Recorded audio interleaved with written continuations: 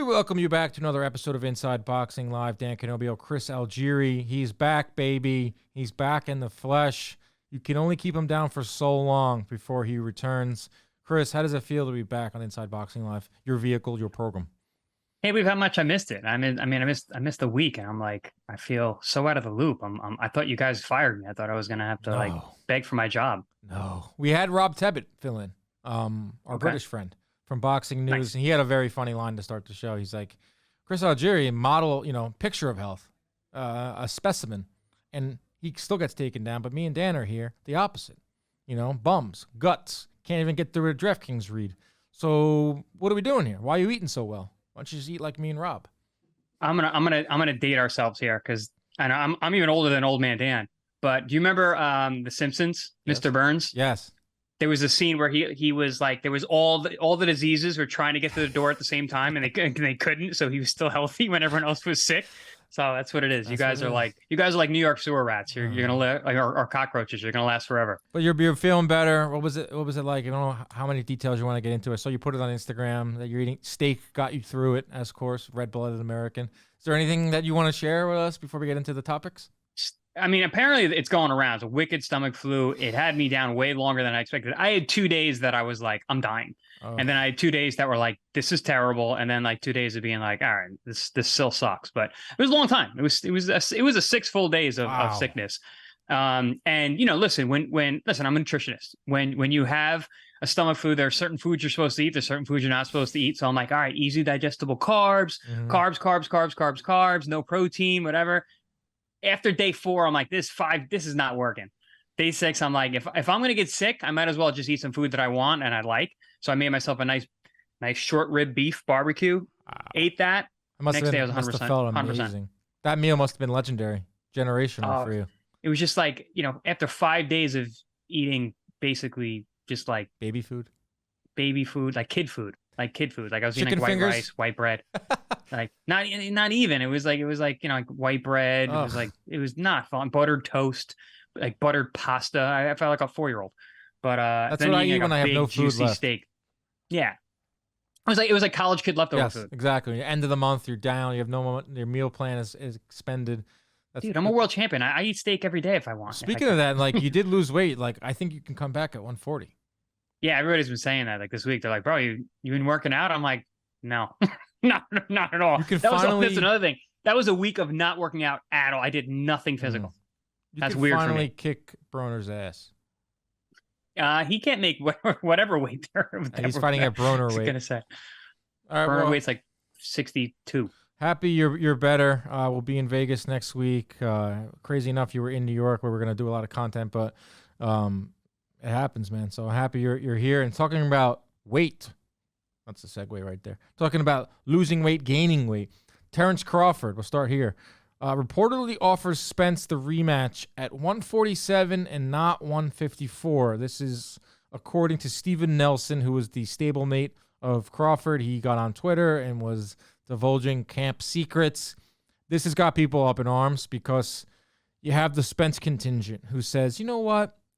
Our guy Spence made concessions to get this fight done. He gave up a lot of money on his side to have this fight at 147. Crawford, after the fight, said, I'll do a rematch at 154. What's a man without his word? But if you look at the contract, this is a sport of contracts. Chris, you know this. You have signed contracts. You have tried to get out of contracts. The winner gets to dictate the weight. The loser got to put the rematch clause or put the rematch into place. Spence put the rematch into place. My thing is, why wouldn't Crawford go for 147? Why are you giving Spence an advantage? It's hand-to-hand combat. Thoughts? So why wouldn't he? Why wouldn't he? Is because if he goes up to 54, they fight at 54, and he does the same thing to Spence. There's no question. Crawford's the better man. He's always been the better man. If he goes down to 40, if they fight at 47 again, there's always going to be that question mark. Well, I was weight trained. All of Spence's squad has been saying it was the weight. At 54, it's a different fight. So Crawford, if he goes to 54 and beats him, man, you're the man. You beat Spence no matter what. It puts that baby to rest. I mean, I think it does anyway, but still, that's the mindset there. Also, Crawford doesn't have to whittle himself down to 147. Making 147 for him is not easy either. But the fact that he's trying to, Let me preface that actually. The source. I'll believe this when I hear it from the horse's mouth. This could be gamesmanship. You don't believe Nelson? I'm not saying I don't believe him. I'm just saying that I know that Crawford, even when it comes from Crawford, he's got some gamesmanship to him, man. He likes to put out feelers, put out things on Twitter, on X, and he'll throw some stuff out there to get people talking. He likes messing with people. He likes messing with the public. Yeah. So that's another thing. So that made me think of it a little bit. But also, okay, so if you get down to it, let's get down to brass tacks. If Crawford wants to fight at 47, that means he doesn't want the fight. He's looking for bigger fish. He already got the big fish. Now he's looking for the bigger fish. He's looking for the big money. Because he's got that guaranteed payday against Spence, and likely he's going to beat him again. 47 or 54, in my opinion. But there could be potential fights with a Canelo. And as big as the money is for the Spence rematch, it's nothing like Canelo money. So he might be looking for something bigger. Could be Jermell Charlo, which is going to be bigger money than Spence. You think so? To me, what's that? You think a Crawford Charlo fight will be bigger than a Spence Crawford rematch, even if Crawford, or even if Charlo loses to Canelo? I do. Okay. I do. I think that the thirst for the rematch is very low. I don't know who really wants to see that again. I mean, the first one's hard to watch. The only interest in the rematch was at 154. Correct. That was the only way you sell this to anyone. Right. So that's another thing. So if Crawford is even going to hurt his own bank account by saying, "Hey, we're going to have it at 47," that means he doesn't want the fight, because that's the interest for the fight is going to be nil. You say he doesn't want the fight because he's looking to make more money. What I think is hilarious is seeing people on social media saying ducking. He's ducking a fight. It's media's favorite word. Dude, ducking a fight from a guy he just pulverized is a brand new one. Listen, we've been around the sport for a long time, you and I. I'm in the trenches every day on X, on Instagram, reading these comments. I'm seeing ducks. That's a first for me. How do you duck a guy that you just beat like a drum? That's how fans, short for fanatical. All the way around. Boxing fans are some of the most spectacularly dumb people. They're dumb, but they're passionate. Yeah. Passionately dumb. Spectacularly so. Fanatically really into the sport. We're both boxing fans too. We are dumb. We're suckers. We fall for all the same stuff all over and over again. We're all going to get excited about it no matter what. Yeah, if you follow the sport on a daily basis, you are something wrong with you. Absolutely. You're sick. You're sick. You're a glutton for punishment. I used to think that to be a pugilist, to be a fighter, you had to have something wrong with you. Now I've come to realize that even being a fan. No, the whole community is a bunch of sickos. Yeah. When we go to Vegas and we're under that tent, weirdo, all of them. But we love the people that tune in every week to watch us on Inside Boxing Live. But here's my counter to what you're saying. I 100% agree. Like, it's a way for Crawford to, one, get an advantage in the fight because he could probably make 147 better than Spence can. It's pretty clear. Definitely. To get out of the fight, which we think will flop, but Crawford has a guarantee. He has a minimum that he's going to get paid. Will it do as well as the first one that did around $700K? No. Maybe do even half of that. My counter to this is in this very same tweet from Stephen Nelson, who is the stablemate of Crawford. He goes, Crawford has his eyes on bigger. He has his eyes on Canelo. Canelo's at 168. Crawford has talked about wanting to go up there. Wouldn't it make sense for Crawford's next fight to be at 154? Kind of work your way up to 168, work your way up to Canelo. I understand Canelo's a smaller guy, but we've talked about this on the show too. It's a different type of bulk that Canelo has. What'd you call it? Mature weight? Muscle maturity, yeah. Yeah, I learn stuff from you every week here on the show. Wouldn't it make sense if Crawford took the fight at 154, gradually work his way up, bigger weights? It's 35, man. Not that much time. The Canelo train's going by fast, bro. You got to jump on it. And Crawford's looking to jump on it. He's trying to make that generational money. I don't blame him. And I don't think bulking up is going to help him against Canelo anyway.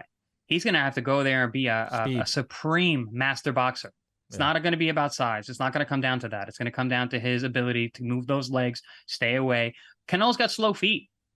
If Crawford can move for 12 rounds, where putting on extra weight's really not going to help him. He's just got to be able to deal with the power and explosion of Canelo and not get hit, and also get enough respect with his own, appreciable and respectable power But yeah, I don't think the size is going to matter. So I don't think taking time to build into the weight class or grow into the weight class is going to happen. He did that at welterweight. He did that in order to beat Spence. He needed that in order to beat Spence. I don't think he needs that in order to beat Canelo. Size doesn't matter. Chris Algieri. Clip that, Ronnie. In this case. How about another hypothetical here? Spence, let's say Spence beat Crawford in the same way Crawford beat Spence. What were we talking about when we heard about this announcement from PBC and Canelo, right? Me and you did a reaction video. You were drinking a margarita. You were happy. I was happy because we knew we were going to get some big fights. One of the 3 fights we were wishing for was Canelo-Spence. Yep. So who's to say Spence, with the same language that's in the contract right now, would not have done this to Crawford? This is boxing. Oh, yeah. You need every advantage you can get. Who's not to say that Spence would say, you know what, we're doing the rematch at 147. It's a tactical play, like I just said, and it's also a play inside of the ring. And you know what, like I want Canelo. I mean, the general public wants it. If Spence won that fight, he would have been number 1. Or actually, Dan, I think it would be the opposite. So I think if Spence was the guy to get the win at 47, at the rematch, you go, we're going to do it at 54. I already beat you. I beat you in your weight class. Now you're going to come to mine. I'm going to beat you there. Do you think you would have done that? It could have been a way to get out, like you said, it could have been a way to get out of the fight in order to get the Canelo, which is what I think it looks like what Crawford's trying to do. Well, I think it's very clear what Crawford's trying to do. I mean, this obviously was put into the contract afterwards. Remember, the first time through, the talks broke down. Crawford didn't have the correct representation. He had that hedge fund guy. It's very clear that Crawford got himself a good advisor. I don't know who it is. And they went back to the drawing board, and they hatched up this plan for the rematch that I think benefited both guys. And I think both guys would have done this. I think both guys would have figured out a way to go up and get more money. They're both around the same age. I just think there's a lot of tribalism in boxing, a lot of fandom. There are people on Spence's side that are just straight up pissed at Crawford. Like, this is what I'm talking about. This guy, no wonder he can get big fights. He doesn't operate in good faith. He doesn't. He always looking to get out of fights. He's not looking to make fights. Crawford got the chance from Spence. He should give him the fight at 154. Okay, that's great, but it's in a contract. A contract is a contract. Spence signed off on it, whether he wanted to or not, whether he wants to take credit, like he talked about all during the lead up in the press conferences. I made this fight happen literally up until the last day at the weigh-in, right? At the weigh-in, or shook his hand and he said, "Look around, Spence." This was what Spence said to Crawford. "This is all happening because of me." So it was very clear Spence wanted everyone to know all the concessions that he made. But one of the things in this contract was it's up to the winner to dictate the weight, which I think whoever put that in there is very, very brilliant. Yeah, that was a very fair move. And it was one of the most rational things I've ever seen in a boxing contract. I thought that was really cool. It was an interesting caveat to this whole discussion, this whole event. But yeah, no, I mean, listen, these guys talking about good faith, welcome to boxing. Oh God, there's not good faith in boxing. We talk about it all the time. This is the best sport in the world. It is the absolute worst business. And if it's not on paper, forget it. Yeah, forget it. It might as well be in the wind. What do you think's going to happen? Gun to your head. Crawford is fighting who in December or January? And at what weight? I think he might actually sit out. Sit out? I think that would be horrible for us. Yeah, it would be. It'll be interesting to see if Crawford, if Spence doesn't take it, does Crawford go up to 154? Because that kind of makes him look silly. Or does he defend his undisputed titles at 147? But that's the thing. If he stays at 147, there's Boots waiting, there's Stanionis. Like, these are fights that we've talked about a lot on the show that are not really, they're winnable, but they're not big. They're not huge. No, they're not what he's looking for. Not what he's looking for. So I think Crawford obviously called their bluff, and now we're going to see what Crawford does if it's not Spence. I think if he doesn't fight Spence next, I think his next fight is at 154, and Crawford doesn't care what anyone thinks anyway about him. So he might just be like, yeah, I'm doing it at 154 against a Zoo or a Mendoza or Fundora or anyone at 154. I think it's all going to come down to what happens next week. We got Charlo Canelo next week. Canelo Charlo, excuse me, next week. In 10 days from now, we're gonna be on the other side of that fight. True. And that's gonna give us something. Are we going to see a Charlo upset, and now we got a whole new thing to discuss, or are we going to see what's most likely going to happen and Charlo loses, and then he's got options to go back down. He could go right into the Crawford fight right off of the Canelo fight, which would be back-to-back massive fights, big Who, money. Charlo? Yeah, with Charlo and going right to a Crawford fight, which is that's a big fight. I don't That's know a if really there's big a fight. rematch clause in the Canelo Charlo deal. I'll have to look that up. I'm sure it's unilateral if it is. Yeah, if Charlo defeats Canelo, there's 100% going to be a rematch. Yes. But Which, if I'm Charlo, I would want that. Cool, we'll fight again. Fight him I'd pay again. You fight him 10 more times if you could. Yeah. But as long as that money, that's the main, it's the cash cow. Interesting stuff. It's all intertwined. This is why I love Crawford calling out a Canelo, and a lot of people look downgraded, but there's a way to connect 147 all the way up to 168 right now, and all four of the guys were on the pound for pound lists. I don't know where you have Spence, so that's intriguing. That's fun to me. It lends itself to some fun discussions. Big Bang Zhang, our boy, came to the office 2 weeks ago. Thumb wrestled Justin Pennick once again. Again? Yeah. Oof, they got a rivalry going on now. Here's something hilarious. Someone on Big Bang Zhang's team, not the Lane brothers, slipped Pennick a 20 and said, "Don't Take win. it back. Don't win." That's Welcome the to most boxing thing ever. Most boxing thing ever. Pennick came Did the up guy to have me. a cigar in his mouth? Yeah, right. Yeah. Hey, come over here. They're in like shadowy alley. Like Pennick came out and he's like, "Yo, one of the guys gave me $20 to lose," and I was crying laughing. I couldn't get over that. And Pennick looked shocked, and to me, it was just like, yeah, that's boxing. You should have went to Pennick. Ask for 40 next time. I said that, and also I said, "Where's my cut?" Right. Like I want 3% of that. The next 3 fights. You gotta, kick back to the big man. Come on. That's how boxing works. Like everyone gets paid for years on end. Everyone gets for years on end. I own Pennick and likewise. So Big Bang Zhang is facing Zhang-Joyce this weekend. It is the rematch of their first fight. Probably doesn't need a rematch, but rematch clauses are part of boxing. Zhang was just unbelievable against Joyce in the first fight with a simple 1-2. It's all you need when you're that big and you're that effective, and your opponent cannot get out of a way of a left hand. It was Zhang's left just closing the eye of Zhang-Joyce. Dominant performance, a huge upset at the time. I believe, I got to check DraftKings to see who exactly is the favorite. I believe Zhang is a slight favorite, but I'm excited. There hasn't been a lot of big fights. Hasn't been a lot of big fights in the last couple of weeks. We went a full Mexican weekend without a major fight. I know that Zepeda fought last weekend. We're going to touch on that next. But Zhang versus Joyce, I like this fight. Even we're going to see if Joyce makes adjustments, because I think Zhang is going to fight the same way until he's done fighting, and that's southpaw stance 1-2. So will Joyce make the adjustments, Chris? Listen, I like this fight the first time. I like it this time. I had a lot of fun watching it the first time. You got those two bigger guys, like they're massive. Seeing them in the ring, it's almost comical. Like you're looking at two juggernauts, even though that's Joyce's name, but like you're looking at two giant human beings that are just throwing bombs at each other. So yeah, I'm excited for this fight. As long as it lasts, it's going to be good. I actually think it's going to be more competitive than last time, but it's going to be the same result. How is it more competitive? How does that, what has to happen? Joyce needs to come in at his more natural weight. He doesn't need to be so lean. He doesn't need to be so light. He needs to be a super heavyweight. He's fighting another big man. He's got to avoid that left hand. He's got to fight at a better pace. He fought at Zhang's pace last time. That's one thing about Zhang. We've seen him fade in fights. His gas tank can hurt him at times. The Ergovich fight, he didn't he have kidney failure? That was a different fight. That was another fight. His kidneys just straight up failed. Well, that was Jerry Forrest. That's why everyone's was really down on Zhang, but he just had a bad night. He was very dehydrated fighting in Miami. But the Ergovich fight, I think, should have put that all to rest, because that was a high output fight with another very, very talented guy. And there was ebbs and flows in that fight, and it looked like there were times where Zhang was going to keel over, but then he roared back. So that's the thing. You have to set a pace on Zhang, and Joyce didn't do that. And which is funny, because Joyce is a pace guy, which is why I was predicting him to win the first fight.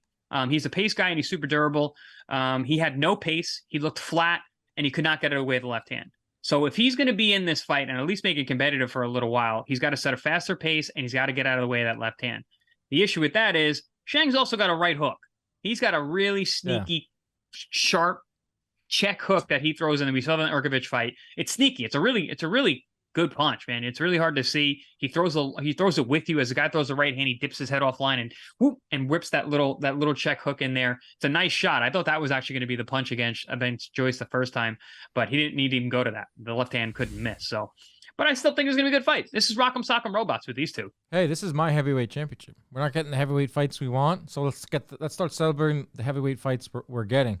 I agree with a lot of what you said. I think Joyce needs to survive the first 4 rounds, and then without taking so much damage. Right, without taking so much damage. He'll get there, but he needs to not get his face smashed open. Right, his eye can't be closed at the start of round 5. He has to survive the first 4 rounds. Even if you lose two of them, lose 3 of them, just don't have that eye closed. Don't get too much punishment. And like you said, take Zhang into deep waters. And then that's your best chance to win. I still think Zhang will win. He is a slight favorite, plus 105. This is pretty much a pick'em fight. I'm putting my money down on Zhang. I just think he's got a ton of momentum right now. I think Joyce, I wouldn't say overrated, but he was getting a lot of hype after the Parker fight. You know, he is 38 years old himself. I understand heavyweights age. Remember, I was not high on him, and you kept telling me on Joyce. You kept telling me on Joyce, yeah, but and that then the Parker fight happened, and I was like, you know what? This guy, he's got something. He's got something. He's got something, and it got quickly taken away. So the doubters are saying, like, listen, you know, Joyce is a creation of the media. He's a creation of a small pool at heavyweight. He's just been fighting a lot. He's funny. He kind of has a cool profile. Joyce, I think a lot of people are counting him out, but I do think Zhang just has a lot of momentum going right now. I love this fight. I'm pumped for it. We're not getting a lot of heavyweight fights at the moment. Tyson Fury, not that I want to bring him up on the show. Ronnie shakes his head almost immediately. We're training him very well over here. I am watching at home with the Furies, but I'm separating the 2 Furies. There's a million Furies, number one. He has like 45 kids. He just had another kid. Did you see that? Good for him. Another one. Get that champion gene out there. Well, he went on. He also went on Barstool's Sunday Conversation with Caleb Presley. It's one of the best things Barstool puts out. Not to talk about our competitor, but he went on and he reiterated the 7 times a day, choking the chicken. I don't know where I'm going. I mean, the proof's in the pudding. The guy's putting out kids too. So obviously, you know, he's got it. What? The what? Huh? Tyson Fury famously masturbates 7 times a day. He said it a few years ago and it made its rounds. But then he said it on Sunday Conversation with Caleb Presley, and now it made the rounds again. Didn't know that. Chokes the chicken. Okay. That's what he said. Talk about dating yourself. Choking the chicken. Our young listeners don't even know that's what he said on the show. Well, he's my age too. He said it. He's 35. He looks like he's 50. He has the disposition of a 55-year-old. So he's your age. Can you do a Tyson Fury accent? Come on! 7 times a day, choke the chicken. Come on! Dude, that's him. I watched the show on Netflix. It's hilarious. I have to separate the 2 because I find myself laughing at the show. I watch it with the girl, and she loves it. Oh, listen, as a personality, he's great. As a current heavyweight world champion, he sucks. Yeah, because Maria's like, why don't you like him? I was like, he's not giving us the fights we want. He's ruining what we know, what we need. he's defacing our beautiful sport. No, one of the episodes, it's when he was calling out. Remember when he gave Joshua 48 hours to accept like all these terms? That's what they're talking about. Then he ultimately settles on fighting Dillian White or something last year. One of his 2 horrible fights that no one wanted to watch. My point, a little big roundabout way, is we're not getting the fights we want. Fury is he's just in an interview. He's obviously getting ready for Ngannou, and he's saying, after this fight, I want to do a Hollywood movie, and I'm going to fight John Jones. And what about Usyk? He's like, what about him? What about Joshua? He's like, he called Joshua a bum, or he's the janitor that sweeps up the gym. He didn't use the dosser term. He's past that. He's off the dosser. Point being, let's start watching the heavyweights that want to fight, like the Usyks of the world. Zhang, who I think is in a great shot to get some big fights. Joyce seems like a guy that always wants to give it a go. Wilder, Ruiz, Fury. Joshua, I can't even put in that class. Joshua is at least fighting people, but it looks like Joshua Wilder, believe it or not, I know you're just going to be a shock to many, that Saudi money is not happening. Not real. It's real. It's out there. I just don't think they want to spend on it. Not for what they said. They dangled that carrot. Right. They did. So that fight is falling apart right before our eyes. But Joshua at least is staying active. It's not the fights we want to see him in. Unless you are into watching Joshua fight a juiced up Robert Hellenius or a Jerry Forrest or a Franklin. Heavyweight division's just a freaking mess. But this weekend we have a fun one. Did you watch last week while you were going through the stomach problems? William Zepeda dominates Marcito Hesta as only William Zepeda can, Chris. 618 punches in 16 minutes, an average of 103 thrown per round, 53% accuracy with the power shot, over 40% accuracy with his total punches, 27% accuracy with his jab. He is really, really fun to watch. What is his ceiling? Who's next? Because I don't know if I can watch another fight of him just bludgeoning guys. Yeah, I mean, I think any other weight class, he's a world champion right now. But he's in a super stacked division. I don't think he beats any of those top guys. The Shakurs, the Javantes, the Haneys. I would like to see him. Listen, him and Isaac Cruz. Woo! That's a fun fight. That's a fun fight right there. I think that would be, he's so overwhelming. And obviously, like, those numbers are very impressive. Hey, listen, Hesta's been around a very long time. We've never really seen him blown out. He's been scraping by lately because, he's an older guy, but he's still capable. For him to get blown out with numbers like that, that's really impressive, even at this stage of his career Zepeda beat Gesta better than Ryan Garcia did. Yeah, I'm not surprised by that at all. I mean, listen, Zepeda's a nightmare to fight. He's all over you. And he throws a ton of punches. He's got decent power. It's not like he's a feather-fisted guy. He breaks you down. He beats you up. He looks to get you out of there. I haven't seen anything but a good chin from him. I haven't seen, I haven't seen him really get checked yet. But also at the same time, he hasn't seemed he's been deterred by anyone thus far. But I do want to see him with those upper echelon guys. I think he beats everybody in the weight class that's just below, those tip-top guys. He famously declined a fight with Shakur Stevenson. After the fight, he said in perfect English, I want Devin Haney. Devin Haney's not at 135 anymore. So there are some things that you just roll your eyes at, general boxing things after a fight, what fighters say. Nobody wants to fight Shakur, though, Dan. We'll get to that in a second. Nobody wants to fight Shakur. We'll get to that. But Zepeda is ranked second by the WBA. I know we don't like to acknowledge all these sanctioning bodies. He's top 10 in every organization. The WBA is his highest at 2. Rightfully so. Rightfully so?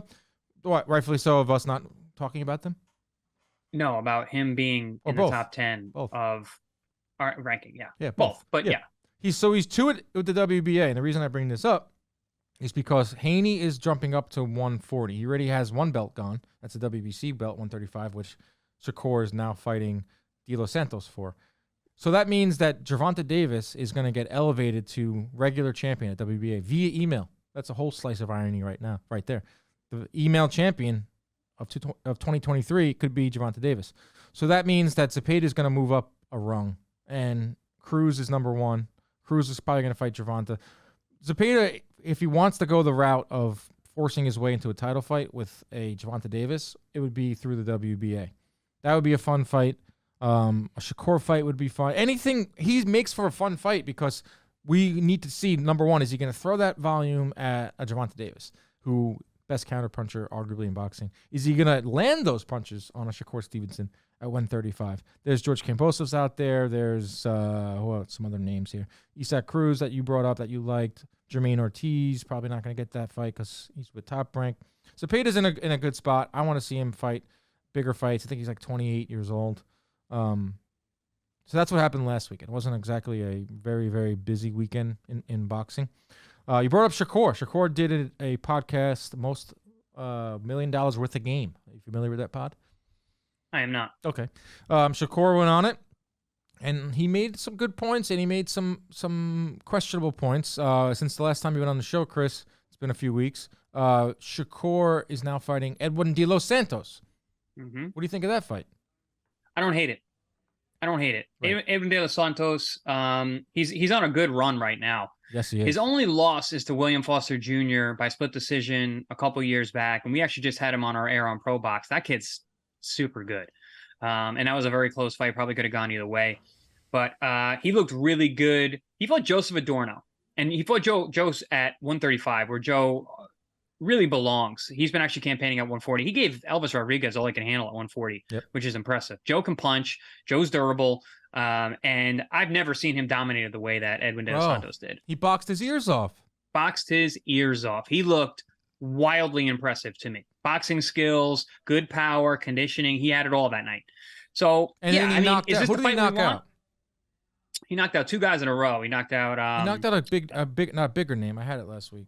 It's Valenzuela for PBC. But about meeting, Valenzuela, yeah. and then he knocked out another undefeated kid right before that or Surging. right after that. Yeah. So yeah, he's on a tear right now. And I from what I saw in that Adorno fight, he's really come into his own in terms of what he is as a pro. So I don't hate the fight. It's not the fight we want. It's not the fight anybody wants. But we need Shakur Stevenson to be active, man. And if this is the guy that's going to step in, don't hate it. I think I want to see what he can do. And listen, De Los Santos coming to win. He's not going to be like in awe of Shakur Stevenson. He's going to come. He might not be able to hit much, but he's going to try.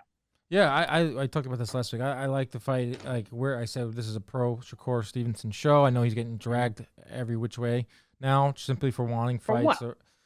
A lot of things. Mostly the 75-25 Haney offer is being thrown back in his face. We spoke about that a little bit on air. It's getting thrown back in his face.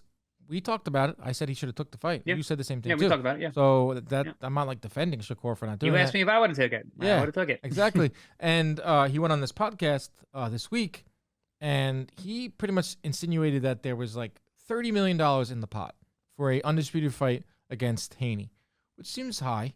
I'd be surprised. And with the 75-25 split, Haney was going to make $24 million, and Shakur was going to get the 6 to 7 range.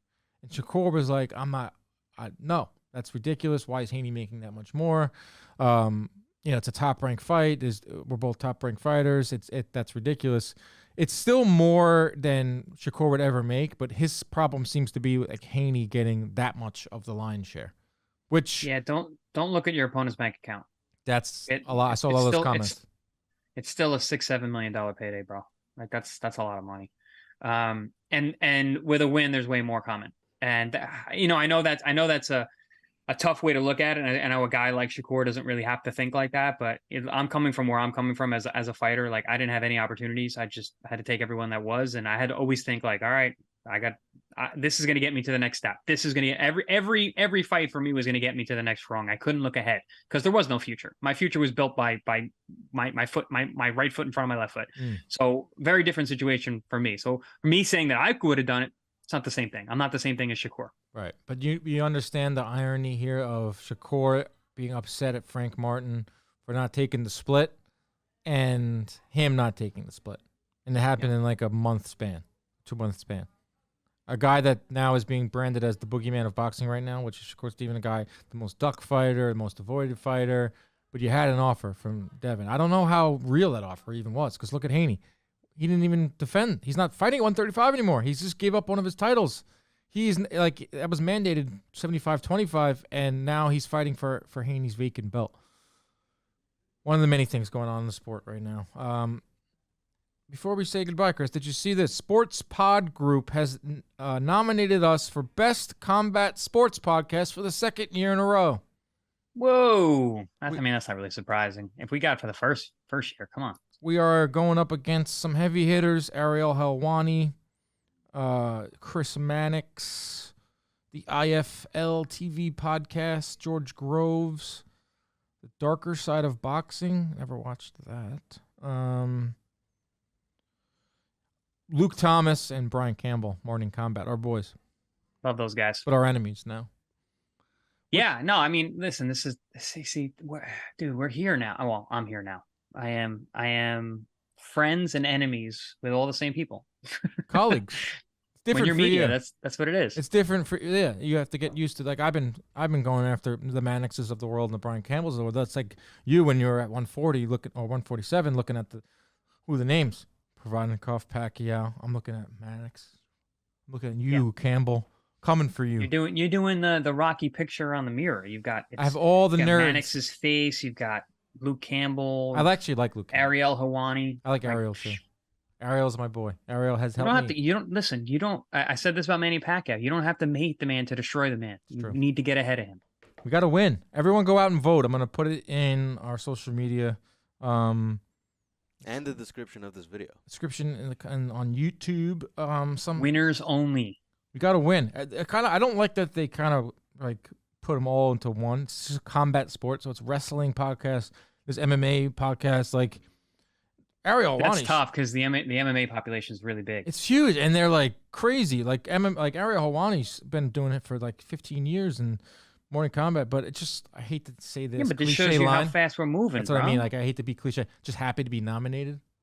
No, hell no, I hate no. that We're line. here to win. Like I'm Yeah. not happy to not like. Yeah, of course we got recognized. I mean that's first step in foot in the door. Right. You know, getting ranked, is part of it. You got to get ranked in order to get to the title shot. But that's what we're here for.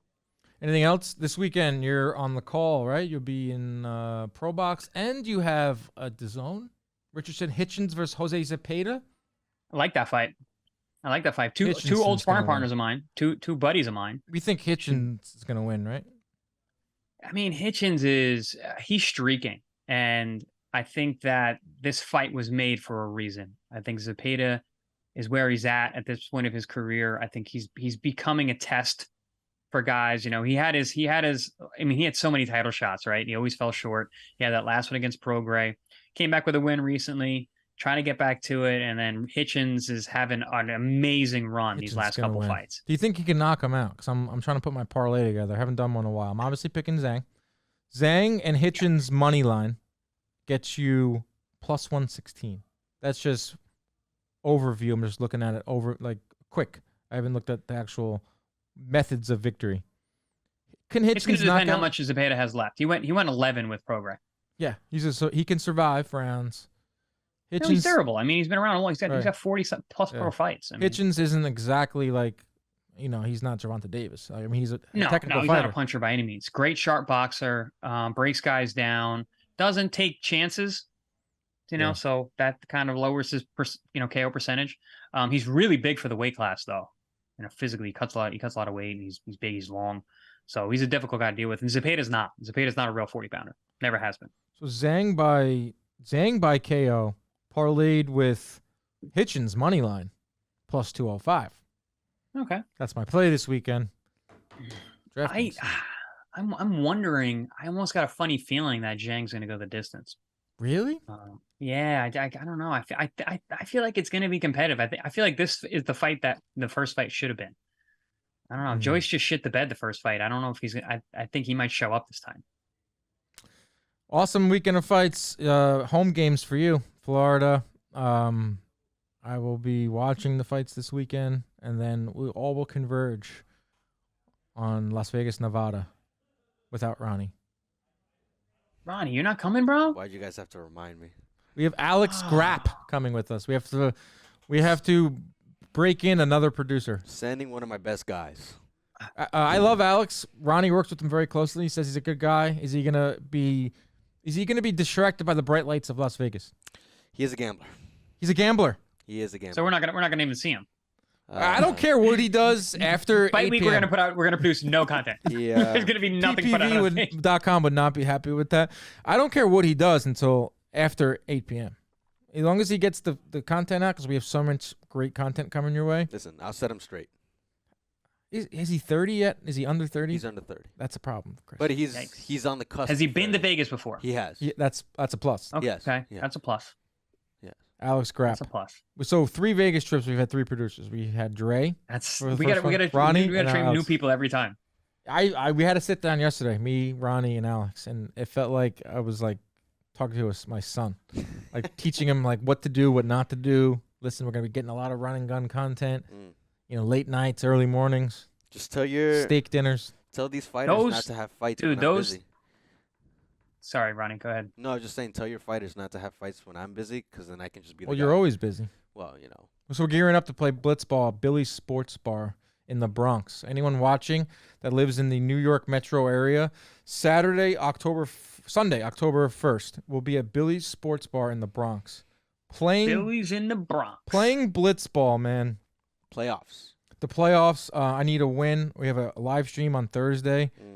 I've been struggling at the plate, Chris. Do you have any advice? Dude, it's all about your focus, man. Yeah. I don't know what's going on at home. I don't know what you got to leave it at the door, bro. You got to Leave it at the door at the warehouse? Leave it. No, I'm pitching fine. I can't hit a lick. Yeah, well, that's up here, man. It's all up here. You got the physicality. Do I though? You having problems at home? You having problems at home? No problems at home. Home is great. I can't hit these pitches. Problems at work? No, I'm loving it here. I don't know. Boxing got you down? Is that what it is? Yeah, that's a lifelong. Is it the heavyweight division, Dan? Is it the heavyweight division? Is that what you're thinking about the plate? At the plate, I'm like, why won't Fury fight anyone? Yeah. Maybe you gotta up your choking the turkey out a little more. Choking the turkey. Oh, that's what I Maybe say. No. You're probably not doing it enough. Exactly. You gotta up. You gotta up. I don't even want to say what is on my mind. Come on, rookie numbers, man. I did think about. I don't want to go there. I don't want to go there. Last Thursday, I made a decision. Oh no. Dan, what about a little supplement routine? I've been floated that to some of the guys here. I go down to Florida. I know a guy. I go down to Florida. Who was A-Rod's guy? Tony Bosch. Yeah. Biogenesis. What's he up to now these days? I need a cousin. Listen, a mutual friend of ours was just in Tijuana, so okay. You might have some nice, fresh Mexican subs. I just outed help. him. Yeah, I would love to do PEDs. I would love to be on testosterone, clofenamine, all of them, so I can throw 110 miles an hour, hit everything. I don't know why you wouldn't. Is there drug testing? No. I think we need one. I think the Blitzball League needs a drug scandal, and I'm ready to be that guy. Be the face of I'm ready to be the A-Rod of Blitzball. I'm ready to be the doctor. I'll be the Victor Conti Balco. Yeah, you're the Victor Conti here, and it's not so much about I can throw the ball pretty hard. It's the recovery. The next 2 days, my body's killing me. That's why you do the drugs. That's why you do the drugs. PEDs. Yeah, we'll be at Billy's on Sunday, October 1st, in person. Warehouse Games production will feature 2 semifinal games, maybe even more games. We're talking about adding more games. Followed by a championship game. Blitzball will take place Sunday, October 1st, 11 a.m. We have early access tickets for $100. This gets you in Billy's an hour early. You can meet Old Man Dan. You can shake Jake's hand. He went 1 round with Algieri. You get a Blitzball T-shirt. You get an event badge. And you also get put into a raffle to get into content. I think that's one of the coolest things we're offering. Yeah. So buy the $100 early access. It's well worth it. If not, you spend $30 that just gets your regular general admission, which it'll be fun. All ages, families. I know it is a bar, but we have all ages. So go to shop.johnboy.com. Shop.johnboymedia.com. Visit the link in the description to buy your tickets. We'll see you at Billy's. Good show, Chris. We're happy to have you back in the fold. Stay off the toilet. Good to be alive and well. Stay off. It was touch and go there for a minute. I was rattled. I'm not going to lie. Like, you're Superman to me. And to see you down. Courtney said that when we had our meeting yesterday. She was like, yeah, Dan was really worried about you. I was like, no, it's fine. I am a good friend. I'm not used to seeing you down. So I'm happy to see you back. Yeah, that was rough, man. I appreciate it, though. Thank you. We'll see you next week, everyone. Protect yourselves at all times. Keep your hands up at all times. Stay out of the DMs unless you have PEDs for me.